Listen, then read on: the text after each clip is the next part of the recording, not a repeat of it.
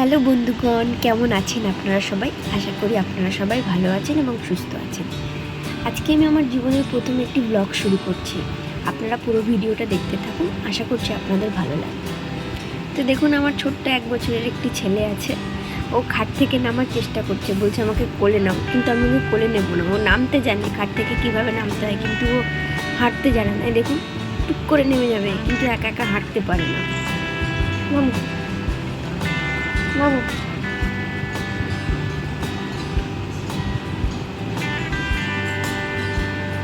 ব্যাস নেমে গেছে। হাঁটতে পারে না, কিন্তু একা একা নামতে পারে। ব্যাস হয়ে গেল, আর হাঁটবে না, হামাগুড়ি দিবে। শিখে যাবে আশা করছি খুব তাড়াতাড়ি। আমাদের আজকে রান্না হয়েছিল পার্শে মাছের ঝোল, বেগুন দিয়ে, বাঁধাকপির চচ্চড়ি, ডাল। তো আমাদের বাড়িতে একটা দিদি রান্না করতে আসে। আমি রান্না করি না, আমি শখে রান্না করি। এদিকে মাঝখানে চলে এসেছিল ছেলের জন্য একটা পার্সেল। আমি অর্ডার করেছিলাম ওর ঘরে পড়ার 2-1টা গেঞ্জি। তো সেটাই আমি খুলে এখন দেখে নিচ্ছি। পাশে ছেলেটাকেও বসিয়ে নিয়েছি, ও দেখছে আমার সাথে। ওই টোটাল 5টা গেঞ্জি আমি অর্ডার করেছিলাম, সেটাই আমি এখন খুলে দেখছি। এর সাথে আমি আরও একটা জিনিস অর্ডার করেছিলাম, সেটা হচ্ছে টাং ক্লিনার।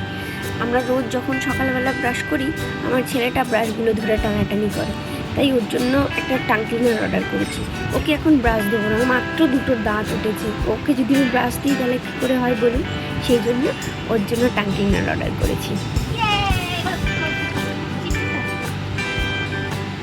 গেঞ্জিটা একবার পরিয়ে নিলাম, পুরো একদম ফিট হয়েছে। তো এবার ওকে ধুয়ে পরাতে হবে। যদিও আমি জামার উপরে পরিয়েছি, আশা করছি কোনো র্যাশেস বেরোবে না। ও খুলবে আমার সাথে, ও ধরে টানাটানি করছে। যা আমি দেখবো, যেটা আমি হাতে নিয়ে ঘুরবো, ও সেটা চাই, ওকে দিতে হবে। খুব খুশি হয়ে গেছে এটা পেয়ে।